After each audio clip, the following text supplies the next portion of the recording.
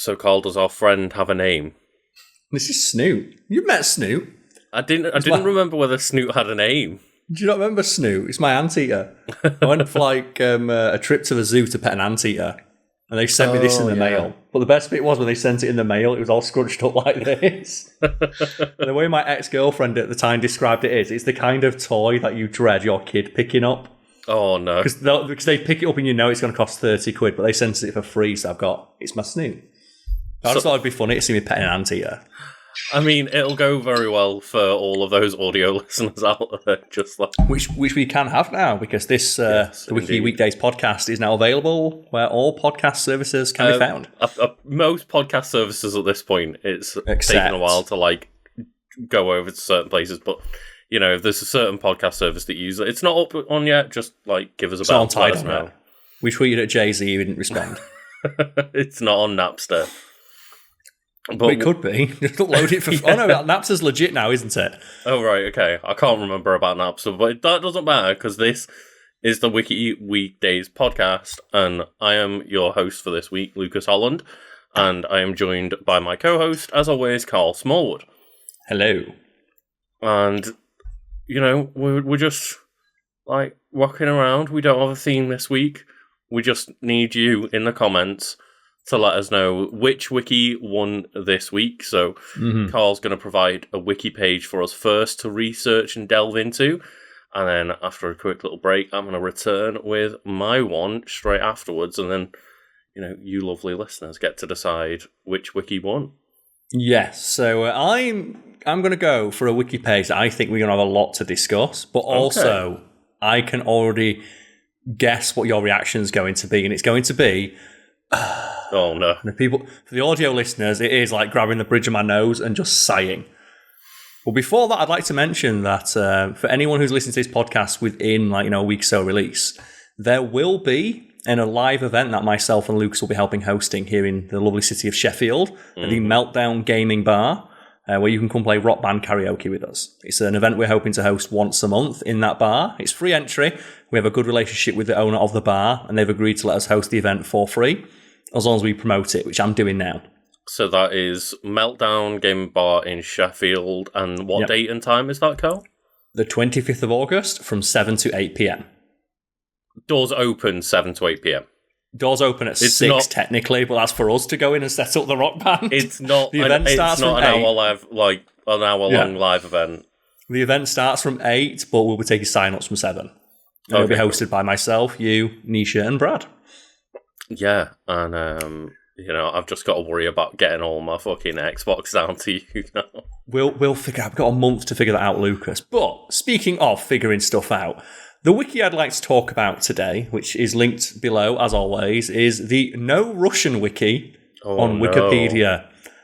So, Lucas, you didn't do the furrowed brow. It wasn't quite like the MP scandal moment, but it was like, ooh. So, Lucas, what do you know about No Russian?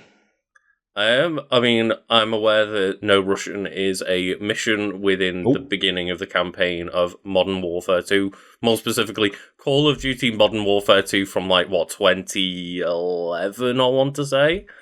So you did cut out for a second there, so you have to repeat that for me. I apologise. So yeah, I believe it's one of the early missions in the campaign for Call of Duty Modern Warfare 2, meaning the 2011-ish one.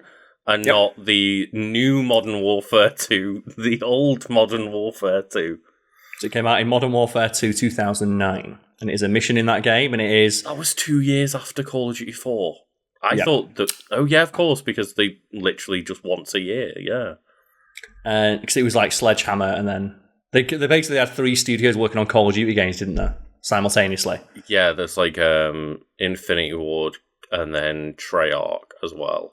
And Sledgehammer. And Sledgehammer eventually that started making the other ones, and then they have 50 other Activision studios also helping them on everything. But for anyone who is unfamiliar with the No Russian video game mission, we've got a brief overview from Wikipedia here. No Russian is a mission in the 2009 video game Call of Duty Modern Warfare 2, and its remastered version, Call of Duty Modern Warfare 2 Campaign Remastered. What is with these Fast and Furious style naming conventions? Because It's like, when they brought back Modern Warfare, and it's like, oh, it's Call of Duty Modern Warfare. It's like, but is that Call of Duty 4 Modern Warfare or Call of Duty Modern Warfare? It's like, oh, it's Call of Duty Modern Warfare. Yeah, they've just decided to go through the gambit of Modern Warfare 1, 2, and 3 again, like the exact same name, apart from the fact that, like, Call of Duty 4 had the subtitle Modern Warfare. Yeah. So it was Call of Duty 4 Modern Warfare, not Call of Duty Modern Warfare, but Modern Warfare 2 is literally the exact same name both times. And it's also pretty much the same game, 'cause it has all the same characters in it. It's basically an alternate retelling of that game. And it kind of has similar set pieces and stuff in the campaign as well, right? Yeah. And all the same characters. That's the thing that keeps getting, they keep bringing Captain Price back. But anyway, in the level, the player participates in a mass shooting at a Russian airport. Although the player is not forced or told to by the game itself to shoot any civilians and may skip the level altogether without penalty. And I would say, fuck off with that. You are 100% encouraged to shoot civilians because it is a first-person shooter game where they put a gun in your hands. And I hate that, that thing that they did after. Explicitly by the NPCs to shoot anyone? Well, that's the thing, yeah. Like, the way that Activision's always, like, pussyfooted around it is by saying, well, you're never told to shoot anybody. It's like, but it's a first-person shooter where literally the first thing you do in that game is get handed a gun and get told to shoot targets, which includes civilians, which you get a penalty, but ultimately do not fail the mission for shooting. Like, if people don't remember that very first the first bit of Call of Duty Modern Warfare 2 is the gauntlet, isn't it?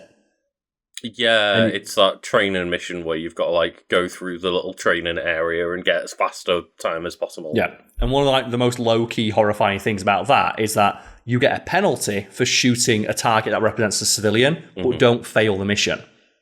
Right. So the game is, like, subtly teaching you that it's okay to shoot civilians. Like, you're going to get in trouble for it, but ultimately you don't fail the game for killing a civilian. It's going to be a slap on the wrist.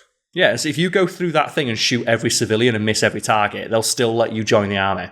It's like in Halo where you start turning on the Marines and, like, they will fight back and try to hurt you if you kill, like, 3 Marines or whatever, but killing 1 or 2 is acceptable.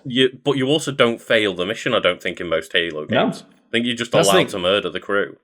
In that first Call of Duty game, you can go in to the target practice, shoot every civilian target, not shoot a single terrorist, take 15 minutes to do it, and they'll say, okay, you can go out there and we'll give you a minigun and a rocket launcher.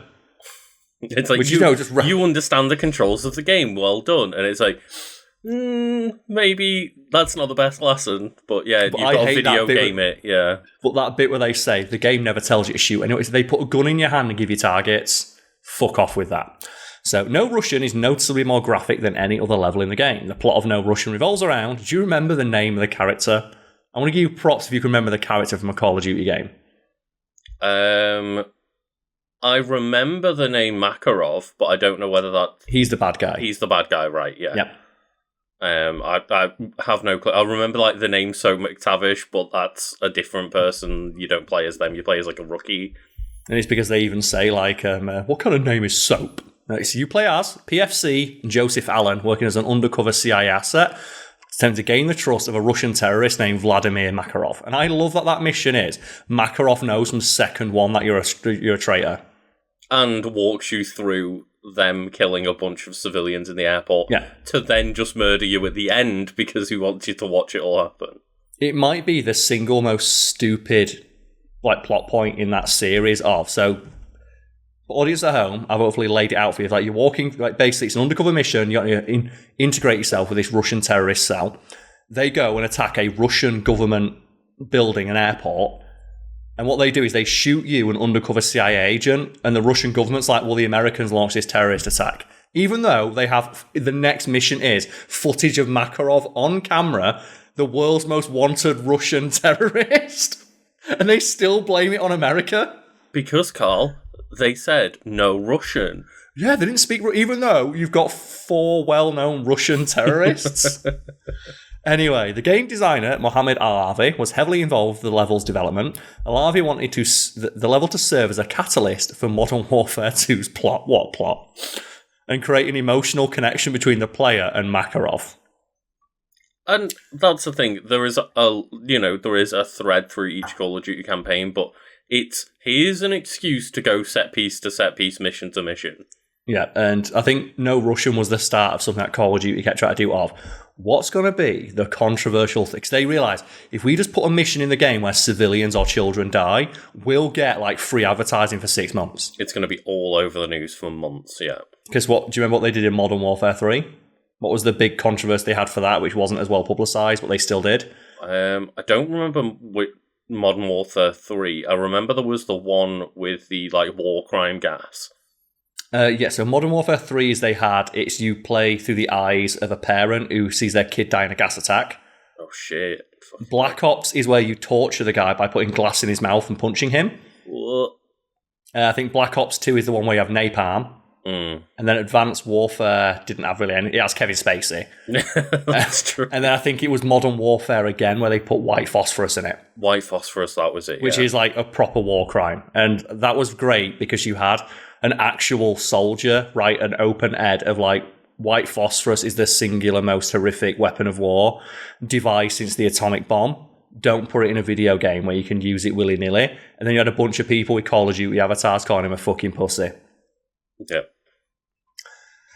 It continues that members of Call of Duty Modern Warfare 2's development team, I'm just going to call it COD. For the rest of the people, I'm going to call it COD.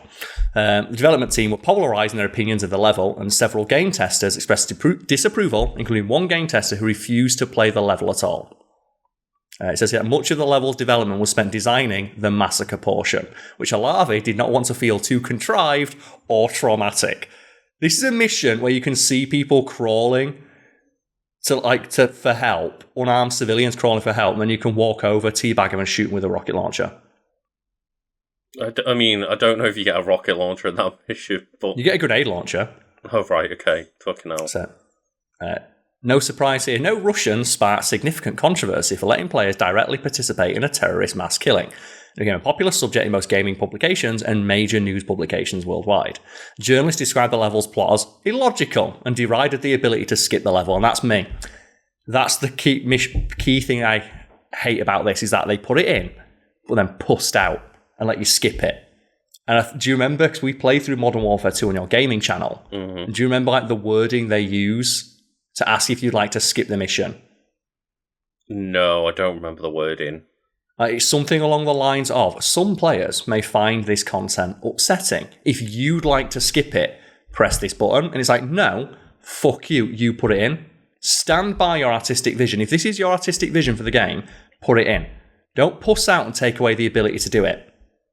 It's like when we talk about a lot of those TV shows from, 10 plus years ago that did blackface that have now removed the blackface episodes from streaming services and stuff. It's like, no, don't remove it. Keep it up. Because that's the thing as well. There should be content warnings there, for sure. I'm happy with them, for them to remove it if they can explain why. And if that explanation is, well, we don't want to get yelled at on the internet, that's not a good enough excuse. Unless you've got like a heartfelt acknowledgement of the discrimination and the bigotry that emboldens, go fuck yourself. And to clarify, that isn't me saying that, either of us agree with the use of blackface. It's more like, well, you had the balls to do this. Yeah. Like you felt it was acceptable at the time. So why aren't you sticking up to what you think is acceptable now? And I'm not, it's more a case of creating, culpability for these people, not necessarily celebrating the use of anything. Like, we don't condone it.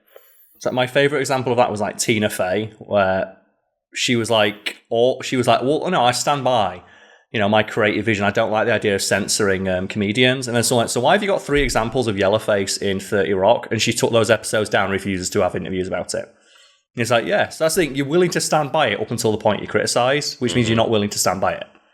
But so just a brief level overview here is, before the single-player mode begins, a warning message notifies the player the option to skip the level, should they find, and here's the rub, the content disturbing or offensive. But at that point, you don't know what the content is yet. Exactly. So you're being asked, do you deem this level not, too insensitive to play through? And then you're but I don't know what the insensitivity is. If I haven't seen this on the news, I don't know what this mission is yet. And the fact that what makes it hilarious in a Call of Duty game is that, okay, so what is it that they deem to be the controversial aspect? Oh, shooting civilians. But what about, like, I mentioned the intro where it tacitly suggests that the US military is okay with you shooting civilians. And because, like, your training mission, you don't fail the mission for shooting the civilian target. And you can say, well, that's a target, but it's a target representing a civilian. Yeah. And like, someone shooting that shows, like, an unacceptable, in my opinion, lack of control over their, like, handling of a weapon. If I'm not mistaken as well, Modern Warfare 2 has multiple levels where you go through civilian areas with firefights. And you can shoot people, yeah. Yeah, it's like, I'm pretty sure that, like, remember the one where you go through, like, the American village, but it's, it's implied that, like, oh no, there's no civilians here, but it's like, there's definitely people, like, hiding in the houses and shit while, like, bombs are going off all around them. Well, the first mission is, like, Joey, you're going through, like, on the back with the minigun. You're going through, like, downtown, like, made-up-istan. Mm-hmm. And you can just, like, there are civilians that come to the window and you can just minigun them down. And you can kill one or two of them without getting in trouble. Fucking hell. And it's like, is that not more controversial? And I think it was, forget now, like, is it Rami Ismail, the video games writer? Where he talks about how, like, Call of Duty censored that, but they let you war crime foreign nations. Because I think it's a mission in Modern Warfare, where it's set in an American place, and if you shoot one person with one bullet, you instantly fail the mission. But there's a point in the game where you're in, like, a foreign country where you can just, like, shoot rocket launchers into people's houses and it's okay. There's definitely occasions where it's like, oh, but now that you're in Asia somewhere, vague Asia country, it's like, well, it's not as bad if you go and kill a couple of civilians. It's like, but in America, you can't do that shit. It's like, oh, wow, okay, Call of Duty. It says that No Russian is the 4th level of the Modern Warfare 2 single-player campaign. In the level, the player controls Joseph Allen, undercover CIA operative. No Russian begins with the player in an elevator with Makarov and 3 other gunmen. Makarov tells the group, remember, no Russian, hence the name of the mission, in order, and telling them to only speak English in order to frame the attack as being committed by Americans. That's the thing as well, but he's not wearing a mask. Because the thing is, if he said that and then pulled down, like, a mask, and do they even wear, like, American, military gear or anything? Or is it meant to be, like, cities? They do use American guns. Right. Like, they use American-made weaponry. But I think the next mission opens up with... I think the game opens up with Makarov, the world's most famous terrorist. And it's like, his face is just there on the news. Just caught in 4K. It's like, no, this was Americans. It's like, the CCTV. Yeah, so No Russian is noticeably more graphic than any other level in the game. Civilian screams can be heard throughout, and the crawling injured leave blood trails, a feature not present in the rest of the game. Oh, wow. The player is not forced to shoot any civilians, however, and may walk through the airport as the massacre unfolds. And I think, though, if they wanted to do that, Joe, that mission should have been, Joe, right at the end where, like, the riot shield wall comes at you, which is, like, one of the coolest visuals in that, like, mission, where it's, like, just the wall of Russian special forces coming through the riot shields. I think they could have done this if they did the mission of, you're the police responding to this, and you've got to walk through the airport and see all the people who've died. Right, yeah. And, like, you hear gunfire and screaming, and you've got to follow it through, and then you get, like, to the end, and then... trying to catch up to the massacre kind of thing, and you're too late. It still would have been crass as fuck, but I think it would have been a bit better handled. And that's the only way I think they could save it. Let's just be honest. This could have been a cutscene, or it could have just not been in the game. They could have found another thing that is, a little less extreme to be the inciting incident within this whole thing. Yeah. So the game does not explicitly encourage the player to shoot civilians, which it does. I don't care what anyone says. And the gunmen do not react if the player does not shoot. The player can shoot the other gunman, but they will retaliate, causing the player to fail the mission. Once they exit the airport, they must enter into a firefight with FSB agents, some of whom have riot shields. The agents must be killed in order to complete the level. So again, like, you're not forced technically to kill civilians, but you are forced to kill, like, police Russian responding police to a massacre. At the end of the level, Makarov kills Alan and reveals he knew of his true identity. His goal was for Russian officials to discover that one of the assailants was an American, and for Russia to declare war on the United States. And that's the thing.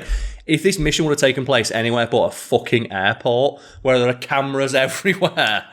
And as well, the fact that, well, what would America's response be? Yeah, that was our guy that was hidden within Makarov's terrorist forces So as that's an the thing, undercover it'd be so agent. easy if they'd be like, okay, it was an undercover mission, it was a bad idea. Yeah, it's shit, we had an undercover mission where a guy took part in a terrorist attack, but here's all the information that he's not a terrorist. He was like undercover trying to stop them.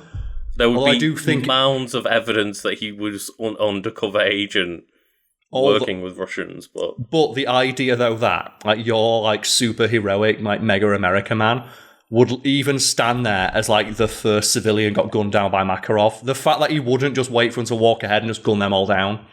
like it's a bad look, but it's a way worse look than going, yeah, we did find one of your agents there dead, so presumably they were all Americans, right? It's just that thing though of when they start it and it's like, we need to capture Makarov. We need proof of him doing something bad. It's like, well, why not just shoot him now? It's like, no, but he represents a big. He has like a nuke or something like that, doesn't it? It turns out like there's an American like general who's in on it. Something weird. It's like he's in because he wanted to start a war. And it is one of those things though of why is the answer not? Oh right, okay. I saw Makarov and his men gun down civilians, and I was standing right behind them all with a grenade launcher. Yeah. I just killed them. I stopped it. Yeah. So I was trying to get to a point where we could arrest them safely, but they were murdering an entire airport of civilians. What did you expect me to do? But anyway, so that's what I mean. Contrived is the word we're looking for. Mm-hmm. Development and history. No Russian was envisioned early on in the development for COD. Members of the development team, Infinity Ward, initially wanted to make a level where the players would pilot a AC-130 and kill zombies in Moscow. Kill zombies? So have you ever heard about like the numerous ideas that Call of Duty's had that they've never gone ahead with that would be way cooler than any Call of Duty game? So they were going to incorporate zombies into the actual campaign? Yes, so, do you know when, like, World at War came out and they had Nazi zombies and everyone's like, this is sick? That's the thing. I don't mind killing Nazis. I especially don't mind killing Nazi zombies. This is perfect. You could you could put as much bullshit as you want in because I'll never feel bad shooting a Nazi. Mm-hmm. One of the rumoured ideas is, for the modern ones, they were going to do alien terrorists. Oh, right. And that'd be the thing, like, the historical ones would have zombie Nazis and then the new ones would have alien terrorists. So they played around with having alien terrorists invading Earth and just Call of Duty gameplay with alien terrorists. And then they could put like crazy alien guns and shit in and compete with Halo.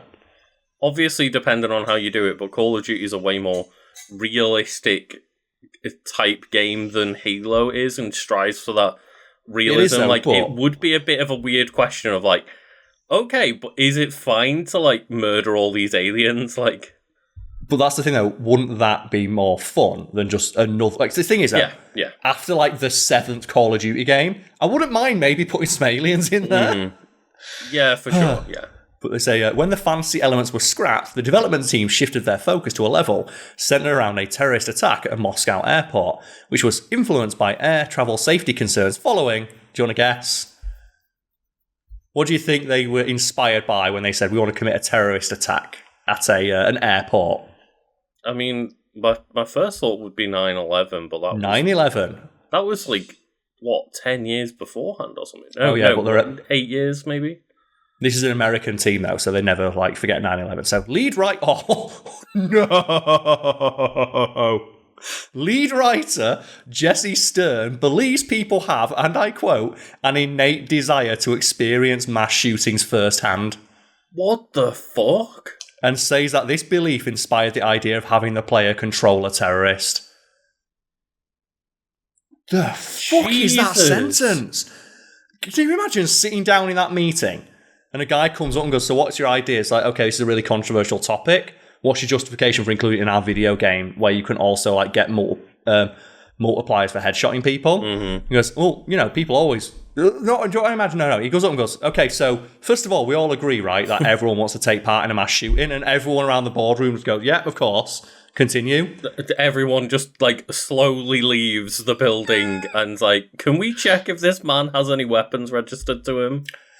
Stern cited documentaries about the 2008 Mumbai attacks and the Columbine High School massacre as evidence and said, and I quote, these are human beings who perpetrate these acts, so you don't really want to turn a blind eye to it. You want to take it apart and figure out how that happened and what, if anything, can be done to prevent it.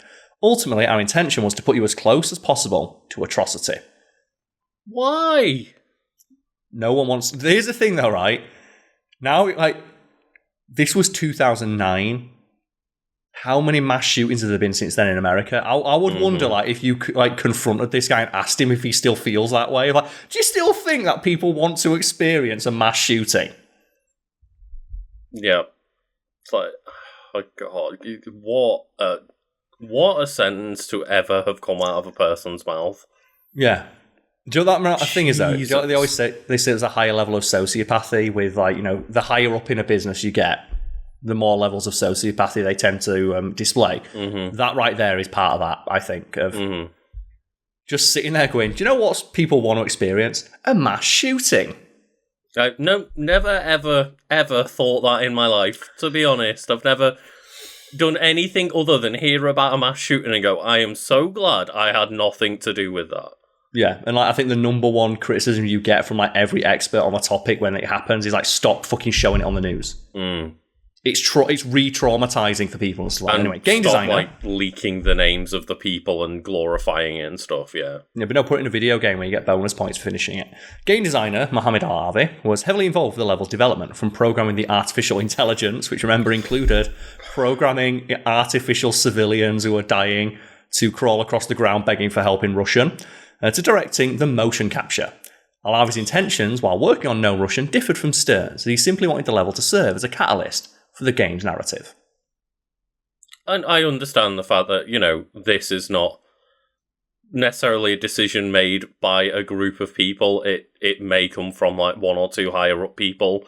Yeah. And it's like, look, I don't care. It is your job to motion capture and program this AI. Like, you've got to do it. I don't know how involved all of these people were, but goddamn, that must be not a nice feeling. It's similar to when you hear of like the Mortal Kombat developers that had like therapy because they're forced to look up horrifying images and stuff to make fatalities more realistic.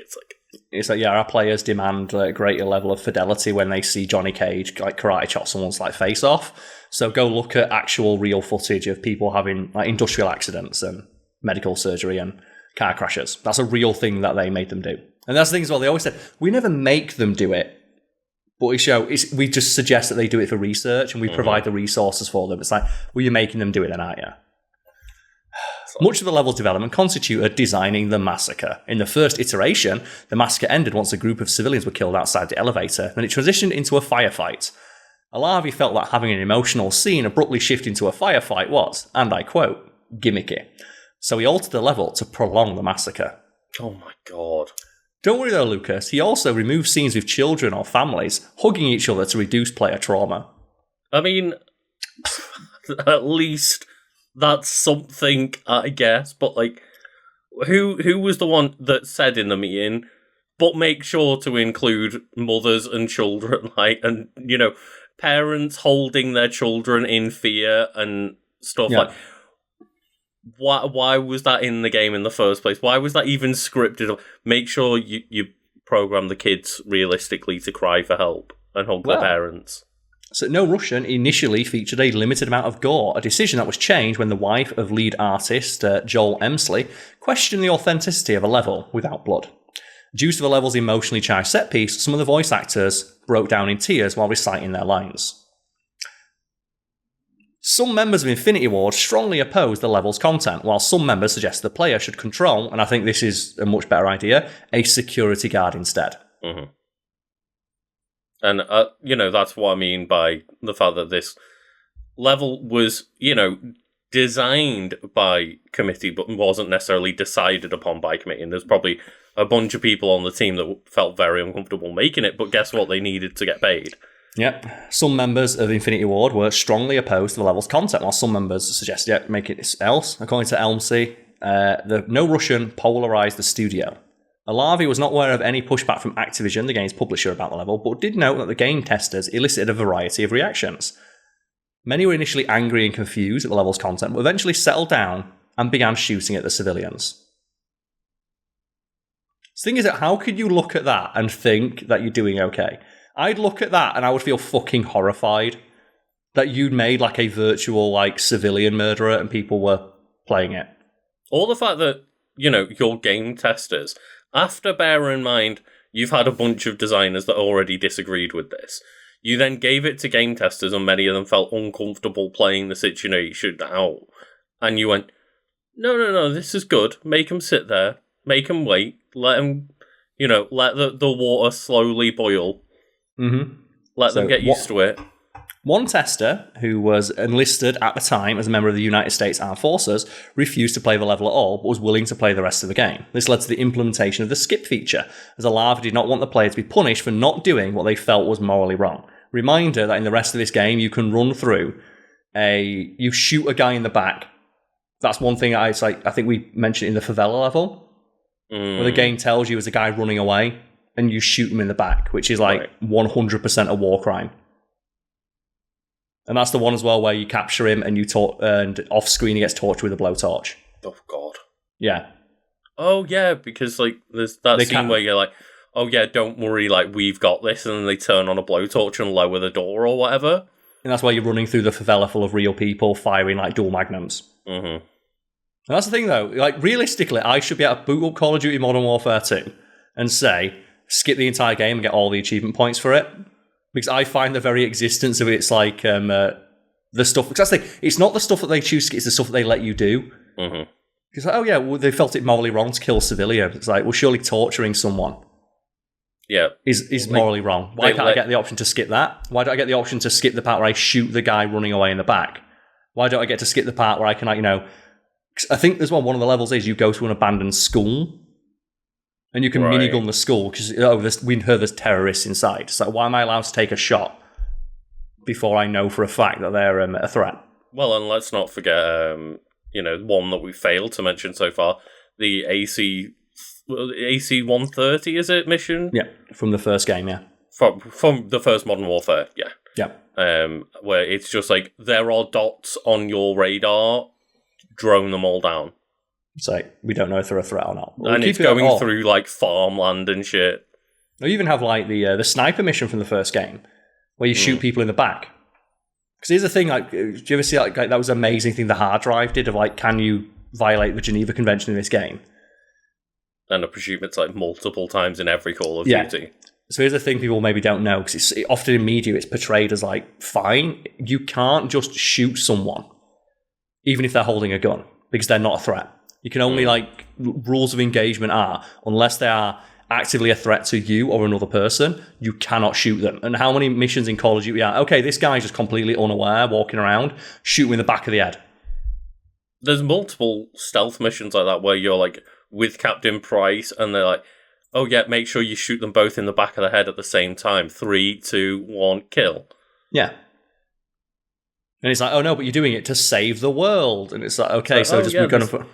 these were armed guards and they were patrolling their guard area. It's okay. But that's the thing, is it's just one of those things where they're talking about the idea that, oh yeah, you can do that. You can skip things that you find morally wrong. It's I find it morally wrong to kill people, without any sort of warning or whatever, or torture people without due process and stuff. But hey, no, that's fine. But reception. Prior to the release of Call of Duty Modern Warfare 2, footage from the mission was leaked onto the internet. Activision confirmed the level's existence and clarified its context within the game. How do you explain that? Just imagine that mission coming out out of context. Yeah, and, you wonder what kind of thing this is. Is that, some form of, guerrilla marketing? Is that an unhappy developer that didn't want that in the game?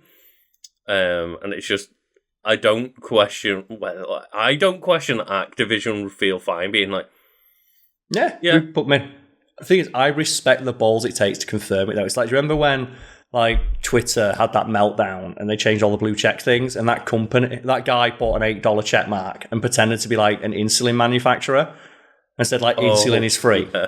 And then the official Twitter account for that company said, contrary to a report earlier, that's fake. And it's man, I respect the balls it takes to go and think of that thing that says we're going to make insulin free is wrong. We're going to continue to charge you out the arse. Mm-hmm. The balls to just say that. And we have some, at the time, responses to it. The Daily Telegraph's Tom Hodgins felt that while he could not properly judge the level without playing it at all, he still questioned whether Infinity Ward approached the level from the wrong direction by letting players use grenades to treat civilians like, and I quote, human bowling pins. Because you can use grenades. Oh.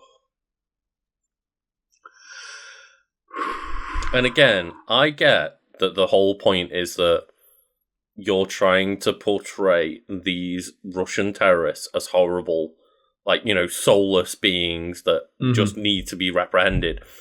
However, yeah, you are playing the part of like an American soldier who is meant to be this character with a moral compass. Yeah. And you're still able to be like, yeah, let's throw grenades at civvies. Like, let's go. Well, here's something. In the game was obviously banned in Russia. In the Japanese and German version of the game, the level's editors that the player will be given a game over screen if they killed a civilian. The Japanese version was criticised by some players for changing Magarov's lines to remember no Russian to kill them, they are Russian. Oh. Which just feels like just an issue where we try to translate it and it didn't translate exactly accurately. Yeah. Still not a good look. But just, yeah. And then we have some retrospective commentary, which is, people now looking back on it, as we are now. In 2012, Laura Parker of GameSpot discussed how No Russian was a watershed moment for the video games industry. I feel it was, yeah. I feel it's the moment where they realised, oh, edgy shit sells. Yeah, and that's the thing. 2009 would mean I was 17 at the time, and I remember being, in college and just like speaking to friends at the time, and most of them were like, oh man, isn't this like so cool that you get to do this, or like isn't it so like crazy and impactful? And it's like, it's also a bit haunting and horrible, but and crass. And like it's one of those of, I imagine 17-year-old myself was way more like divided on this. And probably thought like, well, yeah, I do celebrate some aspect of it, but yeah, looking I respect back the balls on it took to do it, but I just don't like if it was any game but Call of Duty, because I know someone in the comments right now is going to be mentioning Spec Ops: The Line, because that's a game where it's a first-person shooter, it's a deliberate deconstruction of that genre. Oh, it's a third-person shooter, but it's a deliberate deconstruction of like the oorah, like, yeah, fuck yeah, guns, we're going to shoot all the terrorists and save the day. Kind of starts out with that tone, and then slowly over the like pace of the game you realize like, oh no, like we are committing war crimes and this is horrible. Yeah, it's a deliberate deconstruction of a genre. It's phenomenal, and it's so weird because they like never marketed that game as being that, and I avoided it for years because you think it's like, a bro shooter, yeah, don't you? Oh, it's a completely uninteresting like bro shooter, as you say, and it was just like, I don't want another one of these Call of Duty-esque games where I'm just like going around and killing a bunch of people for God knows what reason. And then a friend turned around and was like, oh no, that's like actually not the game. It's like, you should go and play it. Yeah. And Joe, what the reasoning for that was, it was the 2K were the people making it, and they were like, they heard the guy who directed it and talked about how, yeah, it's going to be a deconstruction of like the military shooter genre. We're going to really like analyze like why we lionize these like, soldiers when they're committing horrific crimes. We want to make people be confronted by the action. Like, you drop a bomb and it's like, oh fuck yeah, blow them all up. It's like, we want people to be confronted by the reality of what that means. And then 2K went, but Call of Duty did popular to put multiplayer in. Right, yeah. And they made all the marketing focus on the shooting aspect and the multiplayer. And you can understand from a marketing reason why that happened, because to this day, Call of Duty is still the juggernaut of gaming. But then, but I know someone in the comments is screaming about Spec Ops: The Line doing it well, because it's mentioned right here, during one scene in Spec Ops: The Line, the player comes across a squad mate who's been lynched by a mob, and the player has the option to either kill the civilians or scare them away with warning shots. Walt Williams, the lead writer for the game, remarks that the development team wanted to include the scene and make it feel organic, and explicitly sought to avoid the clumsiness of No Russian. And because that's the thing is, yeah. I will say like a minor kind of like, maybe not minor to some, but like a spoiler for Spec Ops: The Line in kind of the way they portray it. Just give people a couple of seconds if they need to kind of, because that's the thing is, like, we're talking about, like, oh no, this is a game a lot of people missed out on, and you should go check it out, because, like, it is actually, it is a bit of a hidden gem, But the way they portray it a lot of the time is like, oh, this person's got psychological problems and isn't actually seeing reality, so, like, when you're committing a lot of those actions, you're not necessarily seeing that people are what they are. Yeah, and a lot of people always, like, hold that against it, say, oh, video games are an art form, and it's like art should be able to tackle any subject. It's like, I don't think Call of Duty is the right avenue for that.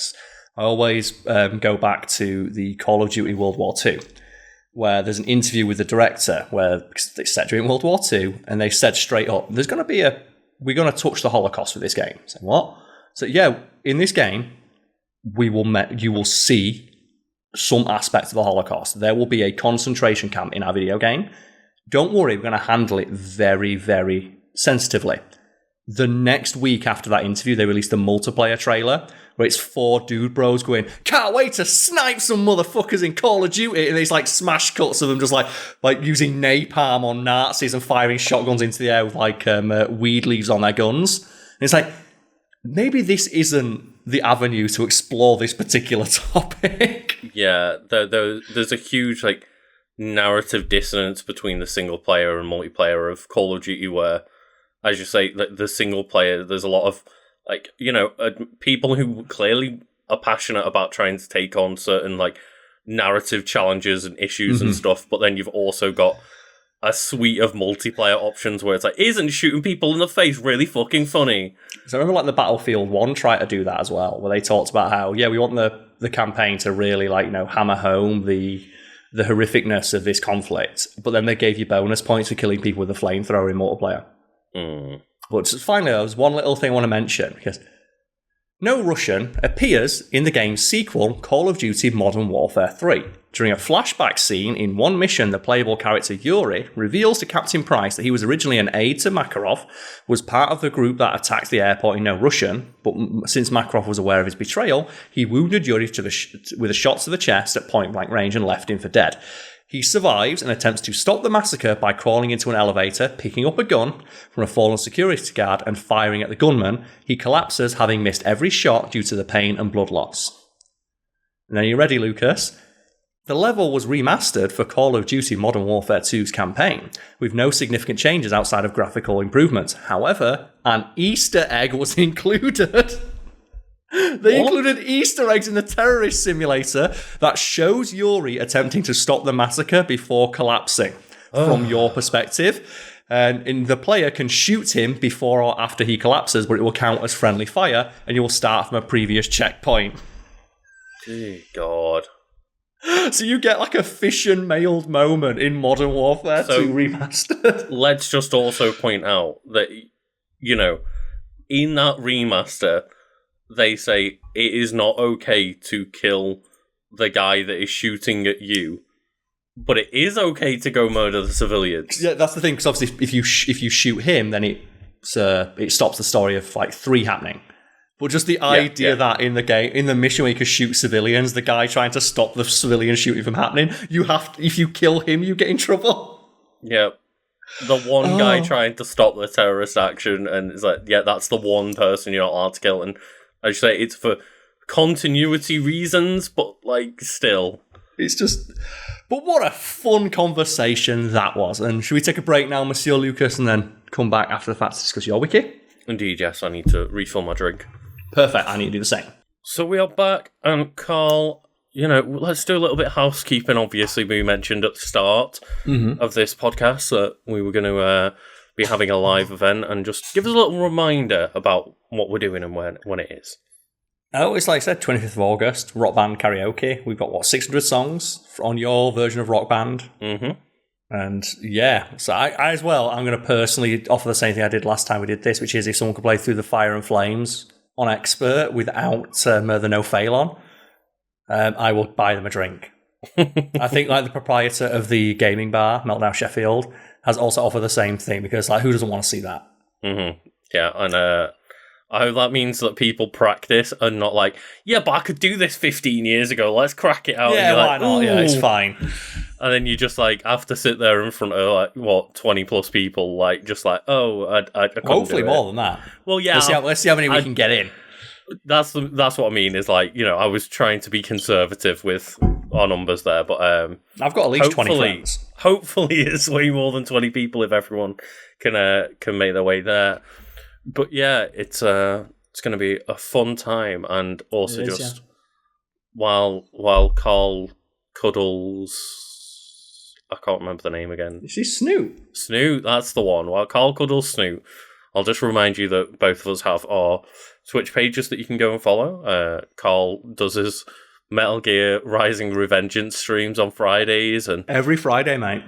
I'm I had like through 120 people peak like watching last week, I looked and it's like I am 85% of the viewership for this game worldwide.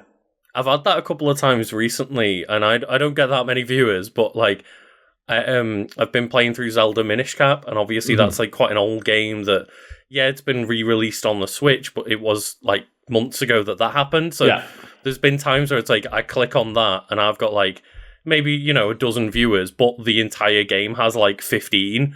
And I'm like, oh, okay, yeah, sure. There's the upside to that, going and playing a game. And I remember as well one time, like, when we and you were, like, streaming some Viva Pinata together. We were the only people in the world streaming Viva Pinata. The only option you could watch is, like, technically you're the number one streamer of this game. Yeah. Yes. It's like, I remember it was this Scottish comedian years ago. He performed at the Fringe and got 1 star for his comedy show from, like, The Guardian or something. So he just put on his, like, poster of, like, a star, The Guardian. It's like he's not wrong. So it's like I'm the world's biggest streamer for Viva Pinata. But I can just put that. So I put I'm the world's biggest streamer for Metal Gear Rising Revengeance. Yeah, on Fridays between these hours. Because there's probably someone out there who plays it, and if they played it, they'd get the most views. But exactly. But yeah, currently I'm playing through all of the Legend of Zelda games on my Tuesday streams, and then I'm going through Pokemon games on my Thursday streams, and then Mondays are just for like whatever we're feeling. But I do have a sub goal to do a Mass Effect playthrough where chat controls our decisions. Yeah, which I will be playing with you because I want to play Mass Effect again. But yeah, moving on from that, that's not what we're here to discuss. We're here for the real shit. That's what we're talking about now. It's nice to plug our own stuff on our own podcast. But yes. My wiki this week, Carl. I'm not sure like how familiar you are, but I know that you're aware of what we're going to be talking about. So okay, I'm on the hero.fandom.com to keep things a bit simpler. Okay. But we are talking about Geralt of Rivia from the Witcher series. So I know nothing about Geralt, so this is all going to be new to me. Well, know one thing about Geralt, and that was that Henry Cavill was so buff that his suit was ripping apart. I love that all the comments and that of like from those weirdo like what they called now. Our friend does it, like historical recreationists, like LARPers and stuff like that. Yeah, be like, well, it must have been bad armor then. It was made, but it's not real. Of course, it's not real armor. It's a fucking TV show. You're going to make like full plate or leather mail armor for a TV show? Of course, it was a costume. Like, yeah, of course. And 99.9% of Hollywood outfits are not going to like live up to actual, historical accuracy in terms of like actual armor being built and stuff. It's like, no, of course not. Do you when you're watching like Extraction 2? Chris Hemsworth's body armor couldn't get shot. It's not real. It's like, but yeah, I remember I saw it because like all half the comments from people like, "Oh, it's not real armor." It's like, but it's armor within the context of the show. It's like, I hate people who do that. And it's one of, I say 99.9% because I'm sure there's like an example out there of like some crazy like. When like Christopher Nolan's like, I'm going to make a bomb for the accuracy of Oppenheimer. It's like there's going to be some weird stuff out there, but yeah, I'm a person who's played through the start of The Witcher 3 multiple times because I've been assured that it's the greatest game of all time, and you will enjoy it eventually. And I'm like, that's what put me off it. Yeah, I've played the first like 10, 15 hours 3 times, and I'm just not vibing with it really. Because that's what kept happening with me. Like, I keep getting told to the point where I think do you like R Gaming on Reddit? Mm-hmm. There's like a sister subreddit called like R Gaming Circle Jerk, where it's people taking the piss out of that. And I think their header, and it has been for like the last 5 years, is like, have you heard about Witcher 3? Jokes the amount of times people go, who remembers this forgotten gem? And it's The Witcher 3. It's like everyone knows about The Witcher 3. It's like, that's the thing is, The Witcher 1 and 2 weren't massively popular, but The Witcher 3 kicked the fuck off. Mm-hmm. And, it received incredible reviews. And the, reason I want to even talk about Geralt today is because I do find that world very cool. And it's a very interesting universe, yes. Yeah, I'm one of those people that kind of have that thing with high fantasy of like, okay, but like, I don't mind high fantasy, but yeah, what's different from just the now generic like Tolkien-esque tropes? Yeah. What's your deviation from it? And the thing I like about Geralt is it has 2 swords. It's like, why does he have 2 swords? Like, one's steel for people, one's silver for monsters. I think that's a cool concept. That is, yeah. And I just like the idea of, the Witchers in general. And I think the character, looks cool. And so, what is it? Yennefer and Ciri, is it? Oh, yeah. And obviously, I'm going to butcher a bunch of proper nouns going through this because, as I say, we're not massive on The Witcher, and I know plenty of people as well that like recommend the Witcher TV series, and unfortunately, there's that situation where like Liam Hemsworth is coming in season 4, and everyone's a bit upset about that because Henry Cavill cared so much about the character. Yeah, but he did it in that way where it was like, I think the quote is, he was annoying the writers, where it's like, oh, this isn't accurate. And it's like, who gives a shit? Yeah. It's that thing of like, I was all on board with Henry Cavill doing that right up until I read interviews with people like how insufferable it was to deal with. Mm-hmm. Of like, we just want to get this scene shot. And it's like, no, I want to do it this way. It's like, just get the scene. Get the scene done. Being a fan of the books. But like, when it's getting to the point where like, oh, you're interrupting the entire filming process because you're wanting this adaptation to be more accurate. It's like, but this is an adaptation. Yeah, because my response to that always is like, well, in the books this wouldn't happen. It's like, well, it's a good job we're not making a book, isn't it? It's a good job that this is an entirely different medium, and that and it's understood that things will change for the sake of ease of transitioning into that new medium. Like things that work in a book wouldn't work in a TV show, and things that work in a TV show wouldn't work in a book. And every example that people would bring up of like a great movie adaptation of a book, probably there's plenty of things that are inaccurate. Yeah, like Lord of the Rings, which we talked about in a previous episode of this, where it's like there's so much stuff that's cut from the books because it was superfluous and not necessary for the story being told. And one that's come up recently, I've seen a lot of people talking about, is like the new Wonka trailer, and it's like, yeah, none of the Wonka movies like have ever been accurate to the Roald Dahl book. Mm-hmm. It's like, well, he's an arsehole in the book, isn't he? Well, he's an arsehole in the movies, to be fair. Yeah, well, he's like more of an arsehole, and it's yeah, we're not gonna go down that rabbit hole, but like, we'll start out with I'd say this is on hero.fandom.com to make it a bit simpler for us to digest. I clicked on the Witcher wiki. Oh yeah, it was like 400 pages long. It was like, number 1, history, and there was like 30 subheadings of the history of Geralt, and I was like, I appreciate that there's a lot of lore and stuff, but we're taking a top level approach. This is like just, I think this guy's pretty cool. Let's learn a bit more about him. Mm-hmm. And plus, it didn't even have powers and abilities, Carl. Does it not? It didn't in that one, but this one does have a breakdown of his powers. And so let's go. So tell me more about Geralt of Rivia. Geralt of Rivia, also known as Karl. Try and get some band names on the go here. What were his band names? What are the band names? I'm not going to be able to pronounce any of them. That's the problem. It's a high fantasy. It's written by some Polish dude who's like mad salty at the TV shows popular. Oh, right, okay, yeah. It's like, would you not just be happy that your universe is being shared more? But nah. You don't get paid for it. Yeah, that's true. Because he infamously, or famously, depending on how funny you think it is, sold the rights to The Witcher to the video game studio. And when they asked him, do you want to get stuff on the back end or do you want $10,000? He went, well, video games are worthless as an art form. I want the $10,000. And he sold them the rights in perpetuity. Oh, that's rough. Yeah. God, that's a rough deal. When you look at how well The Witcher, Well, that's the thing. game It's his own fault.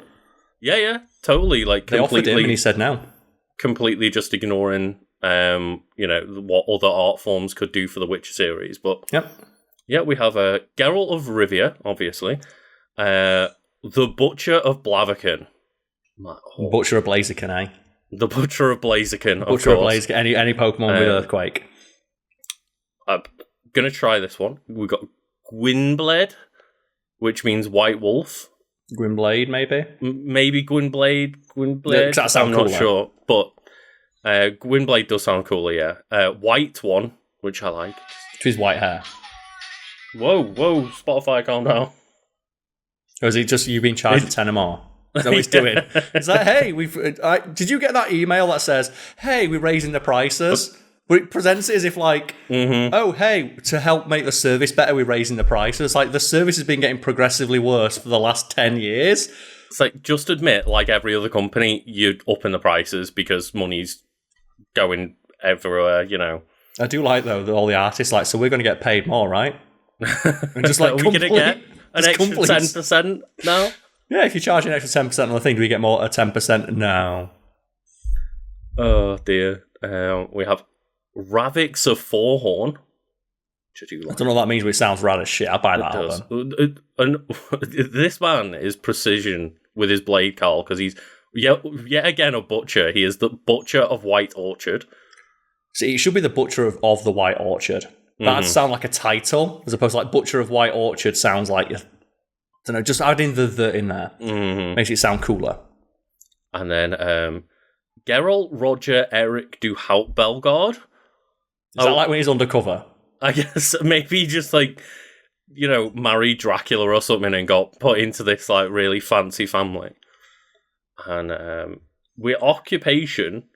He is a witcher, a wolf school member, and a vineyard owner, possibly in the games. Because I guess in Witcher 3 there's like Blood and Wine, the expansion. I guess it's from that. Yeah.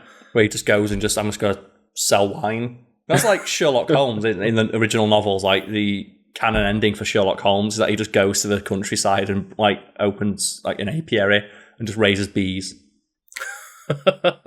Just wants bees. Just get some bees. I do like this. His hobbies, Carl. Can you guess any of his hobbies? Okay, so his hobby. Oh, okay, so I'm not going to say hunting because that's his job. Number one, hunting. But that's his job. That's not a hobby. No hunting. No, his job is being a witcher, not hunting. Okay, playing Gwent, is it? Playing Gwent is another one. Playing Gwent. What else can I think? I know in the game. Two more hobbies. Like side quests, like helping others or something. No, we have slaying monsters and sleeping with women. Okay, that first one is his job. The second one, that's a hobby. A very good one. I just started laughing, so it's a good way to sum up what Geralt is as a character, as far as I'm aware, from like, just an onlooker of like, he hunts, he slays monster, he sleeps with women, and he plays Gwent. So that sounds like Geralt. He slays monster and puss. That is the Geralt way. And then we have the goals here of recover his memory, find Ciri, kill Imlerith, and avenge Vesemir, protect Ciri from the Wild Hunt, and kill Eredith. It's like, I just need to recover my memory, which means he's doing all this without having any memory of why. He's just, I need to find Ciri and kill these fuckers. Yeah. Oh dear. And then he has quite a list of friends, family, allies, etc. Of course, yeah. And we'll go into some quotes from Geralt of Rivia. Give me a quote from Geralt of Rivia. Evil is evil. Lesser, greater, middling makes no difference. The degree is arbitrary, the definition's blurred. If I'm to choose between one evil and another, I'd rather not choose at all. That's what silence is always a choice. Where's like the Telltale, like Witcher crossover? Yeah. They went like Telltale was hot shit. When they were an actual company, and they have reformed, but like different people and stuff. Why do they never do gaming crossovers instead of doing crossovers with like other movies? they did do the Borderlands one, which people They did, which was really good. very enjoyed. Yeah, and because they kept doing it with like actual properties where they'd have to pay people a shit ton on rights instead of just like teaming up with another gaming company. It's like, we're going to do Guardians of the Galaxy. It's like, and pay Marvel money. Cool, but yeah, now all of that is just like, we've got to pay. The Batman one, you know, people enjoyed the Batman one, to be fair, but yeah, it's like, it would be cool to see them do more that were on the lines of, like, The Walking Dead, which was like, you know, the comic at the time. It was like based on the graphic novel, not the TV show, and then obviously with Borderlands as well, as I mentioned. But we have another quote here, Carl. You send assassins after me, conjure up beautiful words, threaten to kill me, but you're scared to death and simply postponing the inevitable. Let's see if Henry Cavill said that, I believe. He's going to power his way through. You keep talking shit and sending people to kill me, but guess what? I'm here right now, about to kill you, you fuck. But yes, Geralt of Rivia is the titular main protagonist of the Witcher franchise, serving as the titular main protagonist of the games and novels, and the titular character, and one of the three main protagonists alongside Ciri and Yennefer of the 2019 Netflix adaptation. So this is just amalgamizing all three of those things. I'm like, stop making me say the word main protagonist. But yeah, I mean, like, out of all three, if you were to like try and delve into one, do you have a preference? So the novel one, the TV show one, and the game one. What one do you think you'd like give a shot? The novel. Let's go with the novel one, because you know people know about the game, people know about the TV show, but I feel like the novels kind of get overlooked because just play the games. I mean, okay, so there's quotes from novels, but like it really doesn't properly split up. I guess we've got like biography, and then it says in other media, so I guess we can check that out. But yeah, because I guess his biography will be his biography from the novels, and the other media will be the differences that are in those like adaptations, I suppose. I do want to mention though that in the video games he was voiced by Doug Cockle, who also voiced Harry Tipper in Time Splitters 2. I only ever played Time Splitters 3, but Harry Tipper was in Time Splitters 2 and 3, I believe. Okay, it's been a while since I played either. But, I played Time Splitters 2 multiplayer, but not the game itself. I believe Harry Tipper is indeed like the 70s guy with like the mustache and the big sunglasses. I'm like, Harry Tipper, man. I'd probably recognise if I saw him. Presumably wasn't in Time Splitters Future Perfect. Maybe they used a different voice actor, I'm not sure. And then, yeah, obviously he was portrayed by Henry Cavill, who also played Superman, it says, for the first 3 seasons of Liam Hemsworth in the 4th and final season. I wonder if they explain why he looks like Liam Hemsworth. It's like, did somebody like put a spell on you, Geralt? You look a little bit different. So did you hear as well that Liam Hemsworth was also doing it? Because he played all the games, so he was also on set being a dick of like, this wouldn't happen in the games. He's just at that point, like, I don't want to make this TV show anymore. Everyone involved is completely insufferable and exhausting. I don't want to spend any time around them. So did you see Henry Cavill got permission to make that like Warhammer 40k show? Yes, yeah. And all it is just him doing what we're doing now of reading from the wiki and talking to friends. I'm just hoping I can remember to cut that because there was just an ice cream van just blaring its music. To be fair, going past my house right now is a police siren. So, so we have biography here. Geralt was the son of the sorceress Vicenna and presumably a warrior Corin. So we don't know who his dad is. We don't know. You know, every hero's got to make sure they've got some problem, Carl. Yeah, you can't be a hero if you got 2 parents. Shortly after being born, Geralt was taken by his mother to the Wolf School, and that would be the coolest shit. Until you realise it's just like, okay, now learn how to be a wolf. Right. Because I believe, like, the Wolf School will be, like, one of the Witcher schools, and they are like, the Wolf clan of the Witchers, I suppose. The Kaer Morhen stronghold, meaning Fortress of the Old Sea. Geralt survived numerous mutations during the Trial of the Grasses, through which he gained practically superhuman physical and mental abilities, including, which we'll get to, presumably. is increased reflexes, speed, strength, enhanced hearing, and he did so surprisingly well.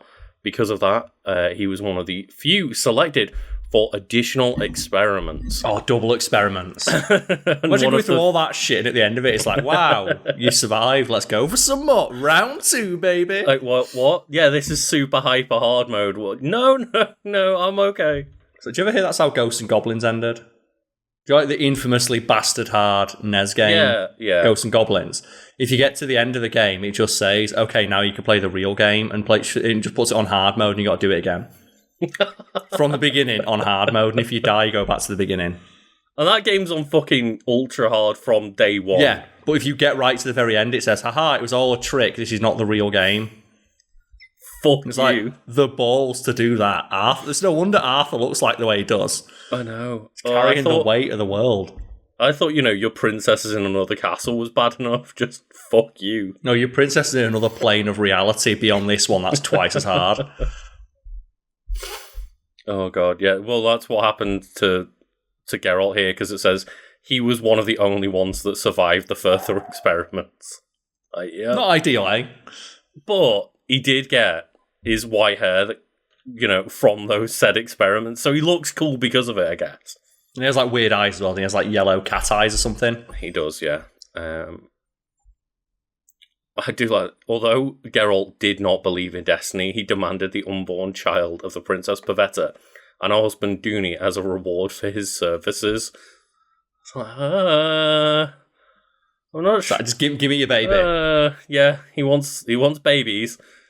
As the child turned out to be a girl, he did not take her. So he just wanted like a boy child to take with him? He wanted to do like Ultra Batman and not take like an orphan. He wanted to orphan them immediately. From birth. We have an idea how this baby will better do so many more backflips if I raise it from birth instead of from 7 years old.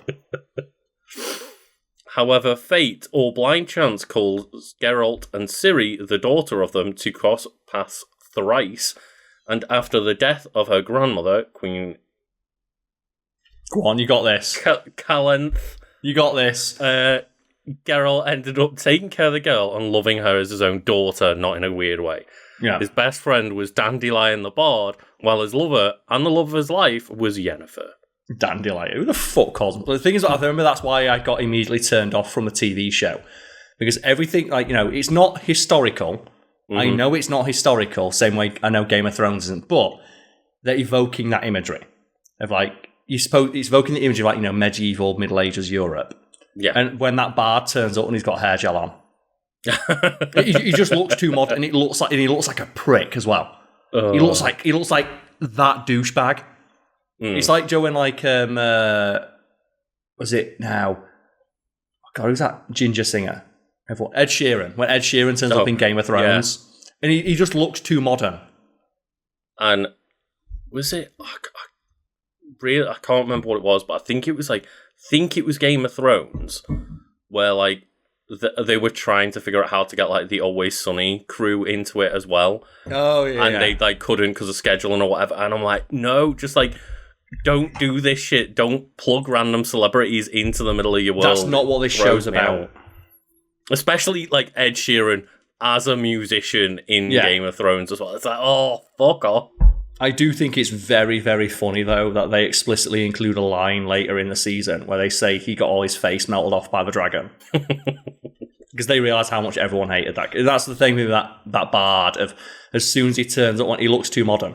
Mm-hmm. I know this is a fantasy world, but it's a fantasy world where they don't have hair gel. It's like when I was watching Rings of Power, and the black elf turns up, and it's like, I'm fine with the black elf, but why has he got a fade? Right, yeah. Why has he got a fade? That's a modern hairstyle. Mm-hmm. And so one of my friends went, isn't there an elf? Maybe the elves figured it out. It's like, but he's got specifically a buzzed fade.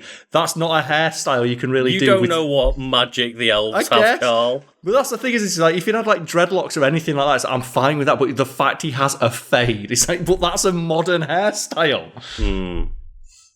And I do find it a bit weird, reading that is...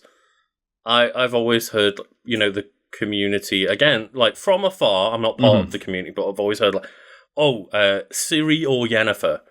And I kind of think that's a bit weird when the context is you're playing as Geralt and you're saying, like, Yennefer, the love of his life, or Ciri, his adopted daughter. Like, I always assumed that was like a love, option in the game of like which one do you pick. But if the community are like, oh no, my adopted daughter, that's maybe they changed it for the games then. Because I'm not sure. But I have seen that there is like that thing of like which is the real waifu for Geralt. It's like now knowing Ciri is like the pseudo adoptive daughter figure. Mm-hmm. And I don't know, maybe it's just that they're like the people are saying which one's like hotter out of the context and not a love option for Geralt. I'm not sure. But we'll go through just quotes from in other media here quickly. Okay. Because I didn't know there was a movie. I bet it's Polish and no one's fucking seen it. Yeah, that screams to me that like before they gave the rights to CD Projekt Red or whatever, they made like a small indie movie of it or something. Yeah. I'm not sure. But there was apparently a movie, and a quote from the movie: "There is no lesser evil, Renfrey. Evil is evil and always will be." So we're very much on the same... cribbing the same kind of line, yeah. We are, yeah. I won't kill Stregobor, and nor will you. I won't allow any carnage here. Give it up, all of it. Then you'll prove for yourself that you can cut this chain of fate, that you can forgive. You can become someone else. I'm like, okay, yeah, again, very similar to kind of Batman writing of like, if you go down this line, like, and I just find it funny because then the quotes from the TV series, I thought the world needed me too. Oh, clearly a step up in the writing quality like that. In the computer game as well. Either leave on your feet or die on your back. And it's like the level of difference. But that's the thing, yeah, it's the translation from like, book to screen. It's like when you see it like you can pinpoint the exact moment in Game of Thrones where they ran out of George R. R. Martin's material because just the writing gets worse.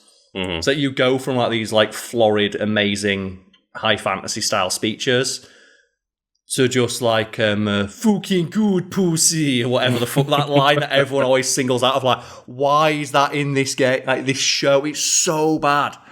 And obviously there are a lot of elements where they try to have naturalistic speech as well, where characters will just be like, oh, fuck off or whatever. Like, mm-hmm. That there is those elements, but yeah, it's just the kind of highs and lows of the levels of writing are just extreme. And then we get to, the fun bit of powers/skills. Let's have a look. And what are the powers/skills of Geralt of Rivia? Well, it's a bit weird, really, because a lot of this here is just like Master Swordsman, Master Hand-to-Hand Combatant, increased metabolism. I'm like, okay, yeah, sure. And then Witcher Senses, which I was like, okay, let's go. And it's just, yeah, he has more enhanced compared to normal humans, making it for easier to track and hunt prey. Like, I do know the thing, though, about the metabolism one. Is it like a key thing in the game? Is that you can drink potions, and only witches can drink potions because if anyone else drank them, they'd be poison? Yeah. Is that how it works? Mention that. It's like, he has higher metabolism compared to a normal human being, allowing them to ingest potions that would otherwise be lethal to common folk. That's it, yeah. It's like there's these things that they will give you superhuman power for a split, like for a brief moment, but a human drinking it would die, but a witcher can. And that's part of like their witcher tricks. I know that was in the show as well, where you see him like drinking the potions and like basically like adrenaline boost and sort of thing. That's what happens when you go through extra hard mode, Carl. You unlock the ability to drink potions.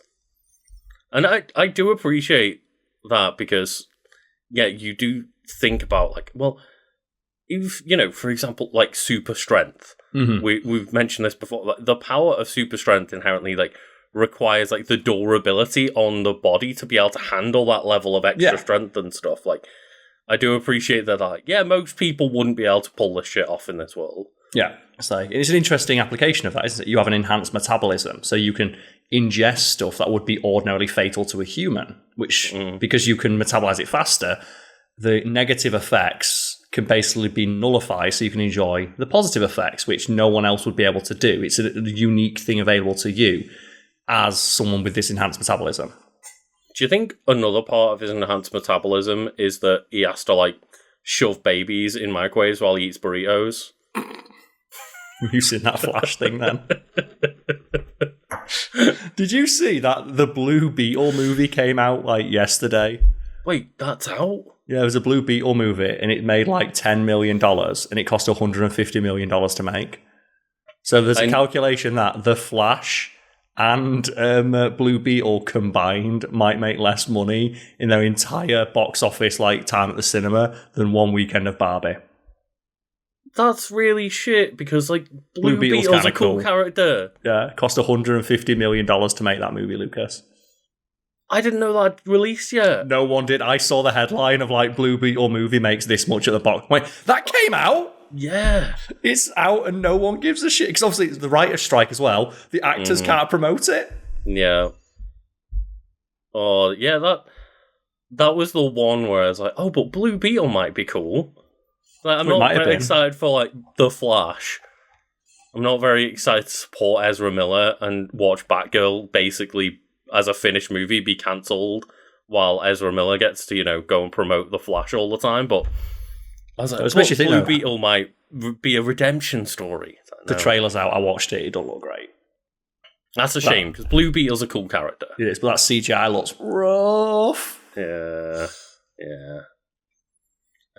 But going back to Geralt here, it does say that Geralt has an encyclopedic knowledge. What, everything on? It says encyclopedic. Being a Witcher means that Geralt needs to always be one step ahead of his enemies when it comes to monsters. Fortunately, thanks to years of reading about various monsters and their weaknesses, Geralt has amassed a knowledge which allows him to craft the proper bombs, create the proper oils, and cast the proper spells in order to always have the upper hand in a fight. And again, I appreciate that it's not, oh, well, he got magic brain powers. No, he actually sat down on researching, knows how to actually create, situations that put him in the upper hand. Do you know what I'd like as well? Maybe they do this in the Witcher games, but I'm not aware of it, because I've just seen it as you hunt monsters. But a game where you hunt or fight creatures from folklore, where the traditional folkloric ways that you can sedate them or kill them or get them to go away would work. With vampires, for example. Historically in folklore, can't come into your house unless you invite them. Or they have to count objects if they're dropped on the floor. It's like a way of scaring vampires, just throw coins on the floor, so they have to count them or what have you. I would love a game of folkloric creatures where you've got to use the traditional folklore methods to defeat them. I just got reminded of an excellent X that I just saw not long ago. Not a tweet, an X. A tweet. You saw an X. Tweet. And I was like, oh God, a tweet. Twix. And it was like, oh, dating apps are getting really weird nowadays. And it was like, oh, do you want to meet up around this time? And it was like, can we meet at night? That also, I'm allergic to garlic if we're having food. Just so you know. Also, can you invite me? And it's oh yeah, okay. I see what you're doing here. No, but I'd love to see a game we take. Because I know I think some of the enemies you've got to create tinctures and stuff of this enemy's weak to wolf's bane or whatever. But I'd love to see a way of the traditional folkloric ways you would handle these creatures. Yes, and I think it would be kind of cool, specifically with Geralt, if say for example vampires and werewolves, if they didn't exist in that world, it's all of a sudden he encounters a new undiscovered monster like a werewolf and has to figure out what do I actually need to use against this creature and try and do some research and stuff like that. Maybe it wouldn't be the best for a video game, but it would be a cool situation. Really hard. Rather than being monsters that we actually know about, it's monsters that we've barely seen and we don't actually know the weaknesses of. Go deep into folk, Japanese toilet ghosts and all that bollocks. Get some real crazy bullshit that no one's ever heard of. Get just the hand that's always in toilets in Zelda games that just pops out asking for paper. Just get some bullshit like that and make us fight that in a game. And then we've got his magic powers here. Geralt also has a range of effective, albeit limited, spells and signs that he can use to subdue the enemies. So it breaks down a few of them, I guess. At least in the games I've seen that he has quite a few. He has the short range fire spell. He also, don't forget, he's in Soul Calibur. Oh. Yeah, he's in Soul Calibur. He can Yeah. fight 2B, and he's got magic in that. And was because Noctis was in something that wasn't Soul Calibur, right? Tekken. Yeah. Why is Noctis not in Soul Calibur? It's like, ugh. Anyway, That's what I mean. You had 2B versus Geralt instead of Noctis versus 2B. Like two characters who fight, anime characters who fight with like 6 different weapons at once that magically teleport to them. Mm-hmm. Perfect. So there's like no Geralt. So when they put fucking Ezio in it. Oh yeah. It's like put Ezio in a fucking Mortal Kombat game. Put Geralt in one. But yeah, we've got Igni that allows Geralt to light enemies on fire. Mm-hmm. Quen casts a protective but breakable shield around Geralt. It would have been a bit nicer if it wasn't a breakable shield, but it's limited spells. Got Axii allows Geralt to charm opponents and manipulate them into becoming docile or divulge information. You got Eden allows Geralt to create a magical trap which can incapacitate monsters. And Ard allows Geralt to telekinetically blast enemies, stunning them or knocking them back. So pretty wide range of magical powers. Yeah. It's pretty strong. It's playing Gwent as well. Press the triangle button to challenge people to play Gwent. That should be that's a power, That's right? a magical power. It's a power to me. It's a power to compel people to always play Gwent. It's like Squall's power in like Final Fantasy VIII of pressing square and challenging people to play cards. Mm-hmm. So it's secretly a magical ability that like none of them can resist. Because fair enough, like when someone's like, "Do you want to play Gwent?" And you're like, "Yeah, sure, I'll play a bit of Gwent while I'm just chilling in the bar." But when they've been there for 50 hours, like, do you still want to play another game of Gwent? Do you want to play Triple Triad? And Carl's there grinding out in the cafeteria of the school, like, do you want to play Triple Triad again? We've had like 30 matches. Please, Carl, leave me be. Remember your main character in Final Fantasy VIII has a gun, so there was an implication there what happens if you don't play. But it reminds me a little bit of the obscure, I guess, PS2 game that came out following like the Need for Speed era. Do you know, like all racing games wanted to be Fast and Furious or Need for Speed, called Juiced.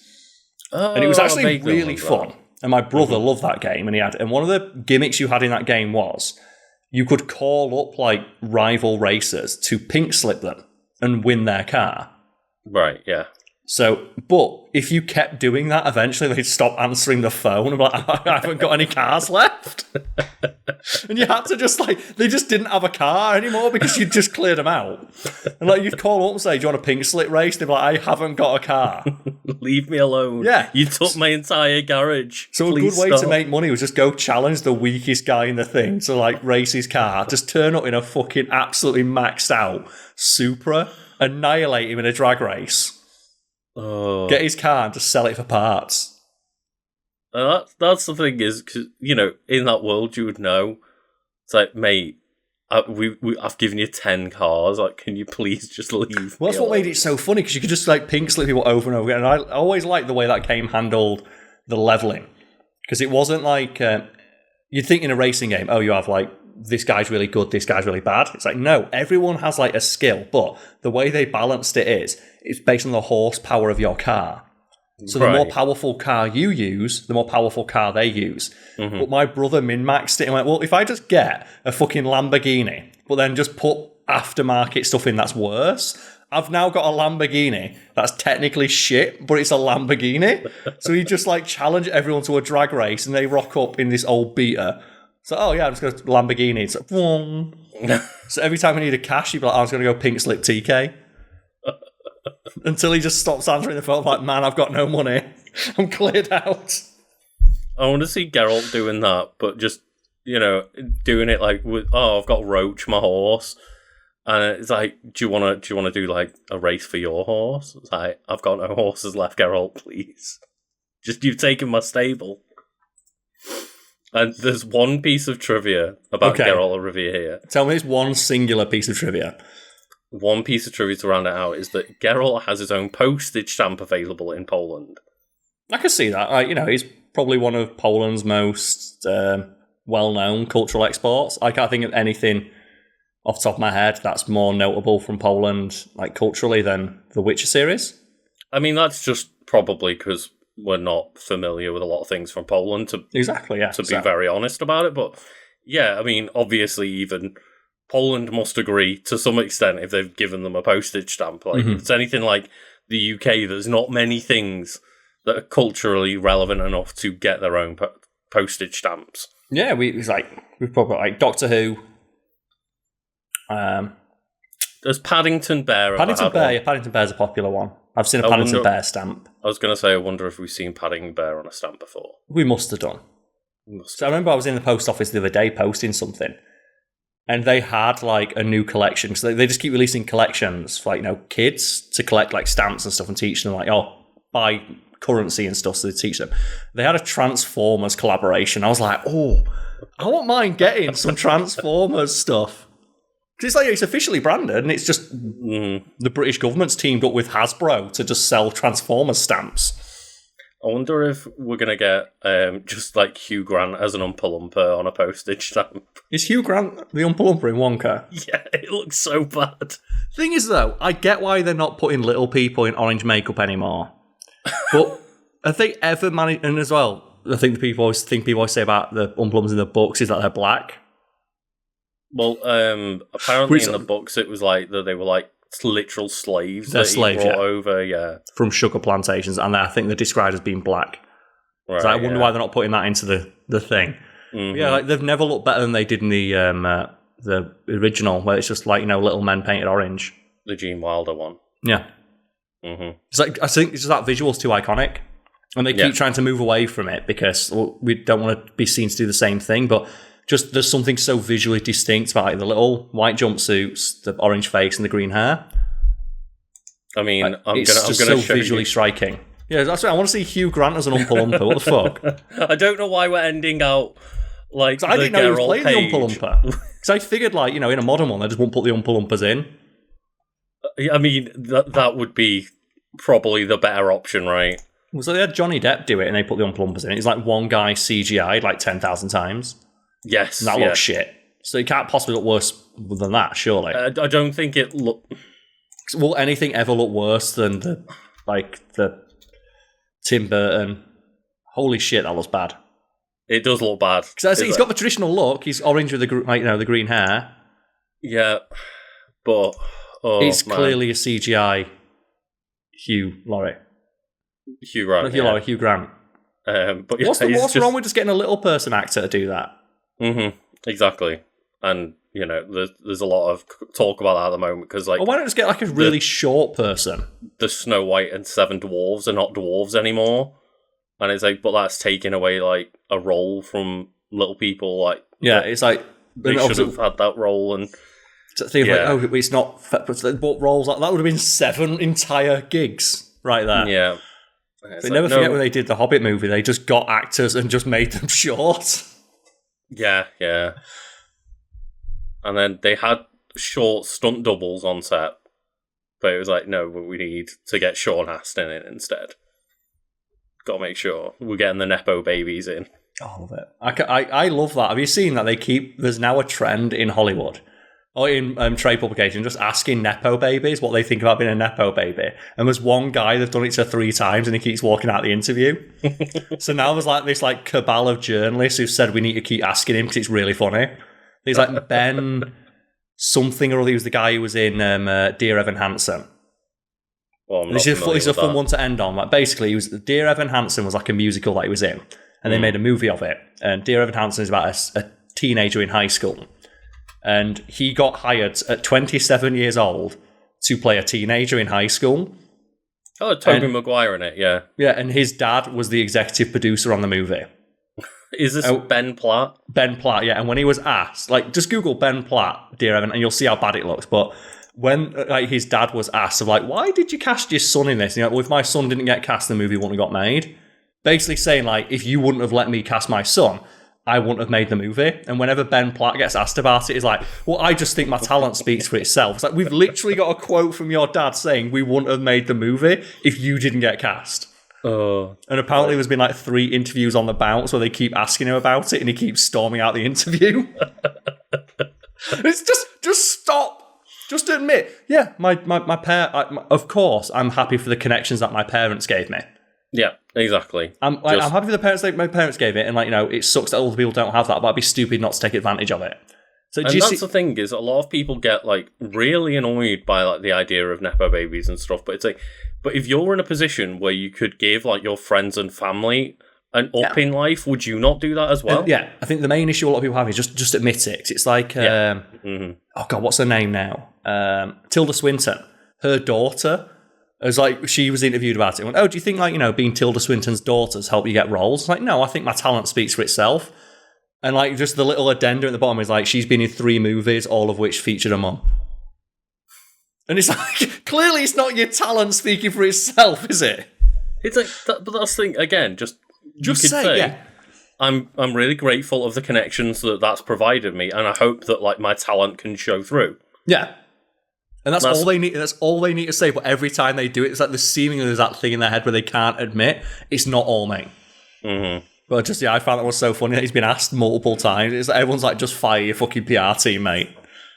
Yeah. Because his PR team keeps coming in like cutting people off when they ask him about it, and it's like we're just gonna keep doing it. If anything, it's going to encourage people to do it more. No. Well, yeah, let us know, folks, which wiki won this week. Unless you just like the little conversation at the end about Oompa Loompas. Oh, dear, yeah. Thank you all for joining on a bit of a longer episode, but yeah.